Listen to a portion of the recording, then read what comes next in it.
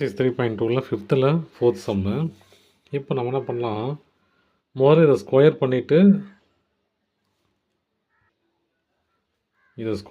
அதுக்கப்புறம் ப்ரொசீஜருக்கு போயிடலாம். இதை எழுதிக்கலாம். 81 p⁴ q² r³ plus 2p³ q³ r² minus 5p² q² r². வச்சுங்களா, டிவைடட் பை இப்போ 3q² pq² இல்லையா, அப்போது எல்லாத்துக்கும் இந்த ஸ்கொயர் வந்துடும் மேலே. அப்போ எப்படி ஆகிடும் அது 3² p² q² அப்புறம் r². சரிங்களா, இப்போ இந்த 3² பதில் நான் என்ன பண்ணுறேன் 9 போடுறேன். ஏன்னா 3² என்னது 3 × 3 9 இல்லையா. நான் அதை கேன்சல் பண்ணிட்டு 9 போட்டுக்கிறேன். 3² பதில் 9 போட்டுக்கிறேன். இப்போ டேரெக்டாக கேன்சல் பண்ணிக்கலாம் இல்லையா. 9 நான் ஸ்டெப்பை சின்னதாக மாற்றதுக்காக பண்ணியிருக்கேன். நீங்கள் ஸ்டெப் பை ஸ்டெப்பாக போயிடுங்க. இப்போ 9 வந்துச்சு. 1 9s 9, இங்கே 9 9s 81. இப்போ நம்ம இந்த 9 உள்ளே மல்டிப்ளை பண்ணிக்கலாம். 9 × இங்கே 1 இருக்குது இல்லையா, அப்போ 9 × 1 9 9p⁴ q² r³ plus 9 × 2 18p³ q³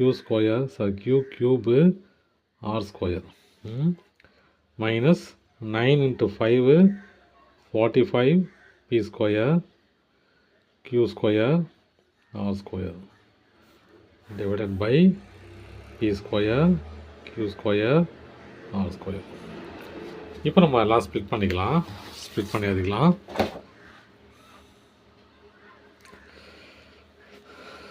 nine into p × p × p × p q × q × r × r × r.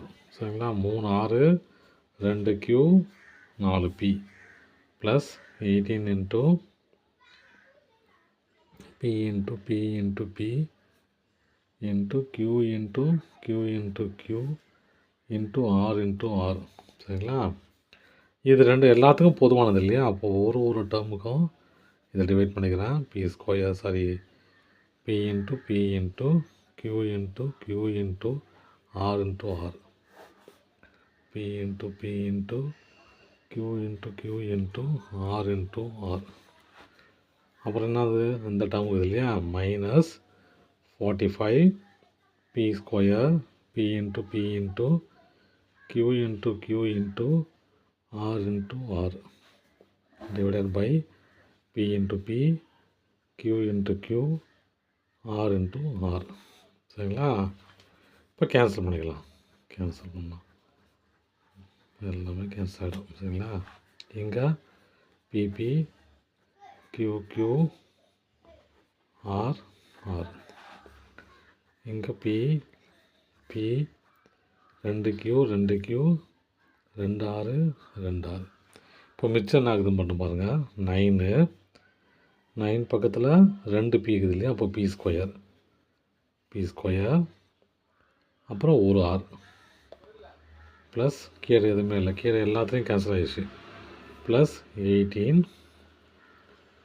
இங்கே ஒரு p ஒரு q 6 கேன்சல் ஆகிடுச்சு. 2 6 இங்கே 2 6 இல்லையா, அப்போது ஒரு p ஒரு q pq மைனஸ் 45.